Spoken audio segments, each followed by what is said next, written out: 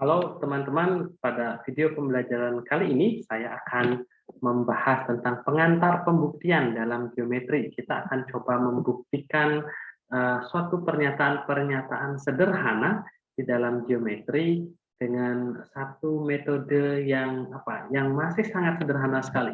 Ya, mudah-mudahan ini bisa nanti membantu teman-teman semua di dalam melakukan pembuktian atau di dalam melakukan penalaran ya di dalam geometri. Baik, kita coba lihat saja apa saja yang ada dalam pembahasan. Jadi saya menyebutnya ini sebagai pembuktian dua kolom. Jadi kita akan menggunakan tabel di dalam membuktikan ya. Jadi setiap prinsip atau sifat atau teorema pada geometri ini perlu dibuktikan dengan nalar yang benar. Jadi dalam video kali ini sebagai langkah awal kita di dalam membuktikan prinsip, sifat, ataupun teorema, kita akan menggunakan tabel yang terdiri dari dua kolom. Itu gimana?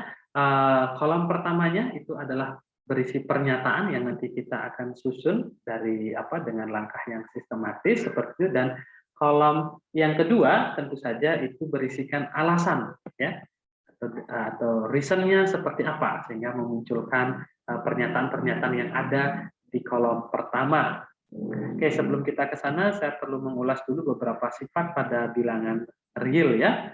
Jadi kalau kita lihat kesamaan-kesamaan yang seperti ini ya, jadi sifat yang pertama ini adalah sifat penjumlahan pada persamaan. Jadi kalau saya punya dua buah bilangan A sama dengan B, jadi akan berlaku A plus C sama dengan B plus C. Artinya kedua ruas ditambahkan dengan bilangan yang sama.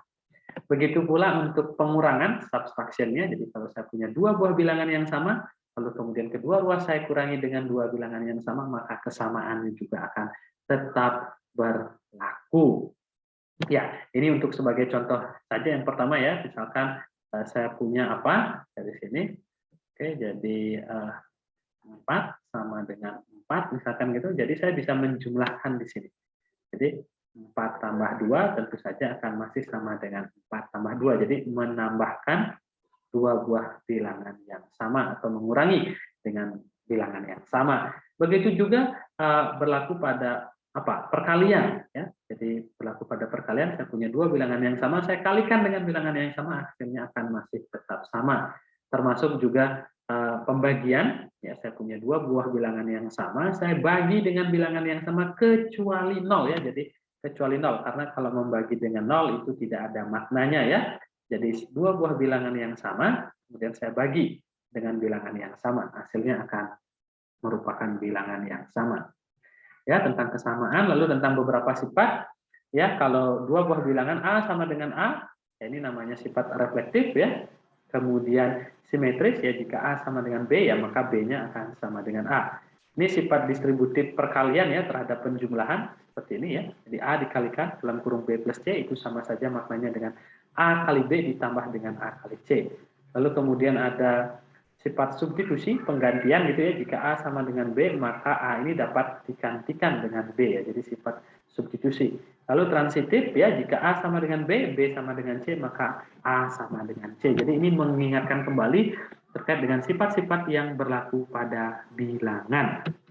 Oke, kemudian kita akan membahas contoh-contoh ya. Jadi menggunakan tabel dua kolom untuk membuktikan. Misalkan yang sangat sederhana sekali.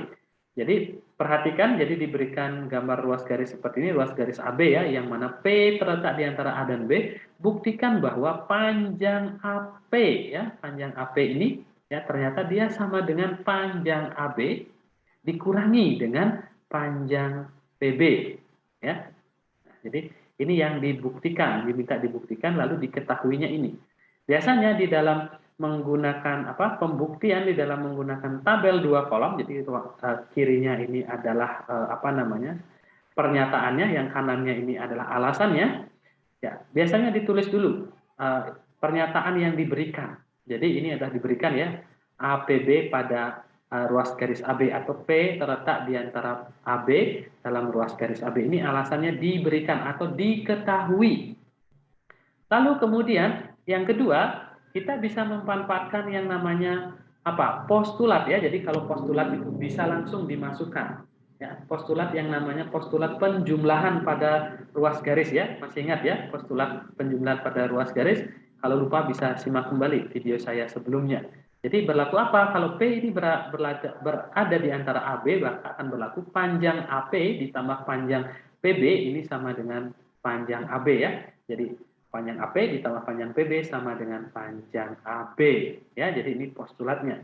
Nah, karena ini semuanya berupa nilai, berupa bilangan, ya, maka akan bisa kita kenakan sifat-sifat yang ada pada bilangan. Supaya menghasilkan sesuatu yang sama dengan yang diinginkan, yang dibuktikan, maka kita perlu apakan persamaan dua ini ya. Ini AP ini bilangan, PB bilangan, dan AB juga bilangan. Maka kedua ruas dikurangi dengan PB ya. Jadi memanfaatkan sifat pengurangan pada persamaan ya. Jadi kedua ruas ini dikurangi PB sehingga AP sama dengan AB dikurangi PB. Terbuktilah ya. Jadi cukup mudah kan? Mudah untuk membuktikan. Jadi step-stepnya supaya lebih jelas. Itu contoh yang pertama. Contoh yang kedua, sebelum contoh kedua kita perlu mengulas lagi nampaknya ini ya tentang beberapa ketaksamaan. Jadi ini berlaku penjumlahan dan pengurangan pada ketaksamaan. Jadi kalau A lebih dari B, kalau kedua ruas ini kita tambahkan bilangan yang sama, maka tanda ketaksamaannya masih tetap. Begitupun kalau A kurang dari B, kita tambahkan dengan bilangan yang sama, tanda ketaksamaannya juga tetap. Kalau semula lebih dari, ya tetap lebih dari. Kalau semula kurang dari, ya akan menjadi kurang dari. Subtraction pengurangan juga seperti itu, dikurangkan dengan dua bilangan yang sama tidak akan mempengaruhi tanda ketaksamaannya. Jadi tanda ketaksamaannya tetap seperti itu. Nah, lalu misalkan seperti ini. Perhatikan gambar di samping ini ya, bahwa MN lebih dari PQ. Bahwa ukuran dari MN, ya ukurannya ini MN, lebih dari ukurannya PQ ya secara nilainya. Oke, buktikan bahwa apa? Bahwa panjang MP ternyata lebih dari panjang MQ. Bagaimana caranya? Ya, seperti yang pertama, langkah pertama tuliskan yang diketahui dulu ya. Nomor 1, MN lebih dari PQ, dituliskan. Oke, dituliskan karena ini berupa nilai, kita bisa menggunakan nalar kita ya untuk mendatangkan statement atau pernyataan nomor 2. MN ditambah NP lebih dari NP ditambah dengan PQ. Jadi ini ditambahkan dua buah bilangan yang sama ya, kedua ruas, sehingga tidak mempengaruhi tanda ketaksamaannya. Jadi menggunakan penjumlahan pada ketaksamaan.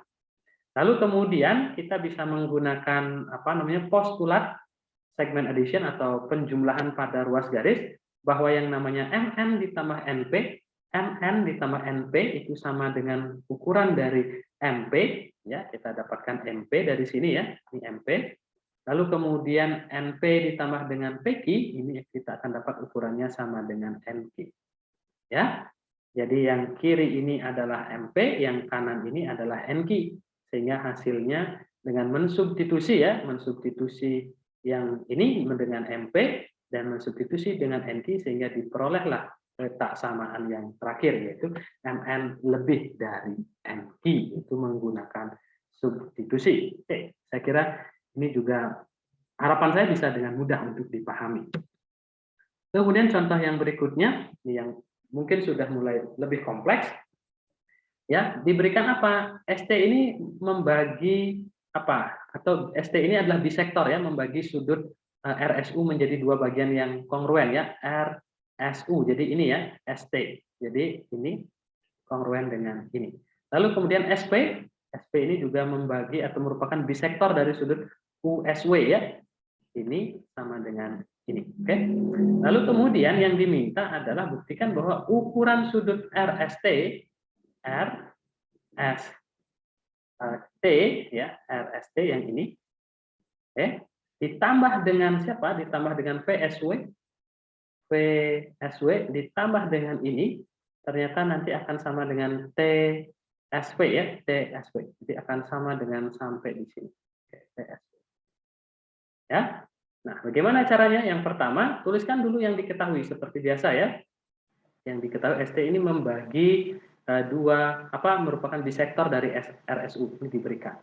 Lalu kemudian akibatnya apa? Akibatnya kalau ST ini merupakan bisektor ya. Akibatnya adalah RST ukurannya akan sama dengan TSU ya. RST sama ukurannya sama dengan TSU ya. Jadi akibat ataupun definisi dari bisektor ya. Ini nomor 2 alasannya definisi dari bisektor. Sama SP merupakan bisektor dari USW, ini adalah juga diketahui ya sebenarnya ya. Ini given juga. Oke, lalu kemudian akibatnya ya ada dua, ini membagi dua saling kongruen gitu ya, yaitu adalah sudut PSW kongruen dengan sudut USV ya, ukurannya sama. Lalu kemudian ini bisa kita jumlahkan ya, jadi RST dijumlahkan dengan VSW ya, jadi RST dijumlahkan dengan VSW ukurannya. Karena ini sama, maka dia akan sama dengan TSU, ini TSU dijumlahkan dengan USV ya. Lalu sendiri RST ditambah dengan ini ya, alasannya tentu saja yang nomor 5 ini alasannya dengan sifat penjumlahan ya, dengan sifat penjumlahan pada bilangan. Lalu kemudian nomor 6 TSU ditambah USP itu akan sama dengan TSP dengan memanfaatkan ruas kanannya ya, diganti ya, TSU ditambah USP ya, TSU ditambah USP ya, itu sama dengan TSV ya. Jadi ini menggunakan postulat penjumlahan pada sudut. Selanjutnya tinggal disubstitusi, akhirnya kita dapatkan pernyataan yang kita inginkan di dalam pembuktian. Ya, saya kira mainnya masih di sekitaran situ ya, masih menggunakan step demi step ya, langkah demi langkah di dalam pembuktian di dalam geometri. Saya kira demikian video pembelajaran ini, mudah-mudahan dapat dipahami dengan baik ya. Sampai jumpa lagi di video pembelajaran berikutnya. Terima kasih.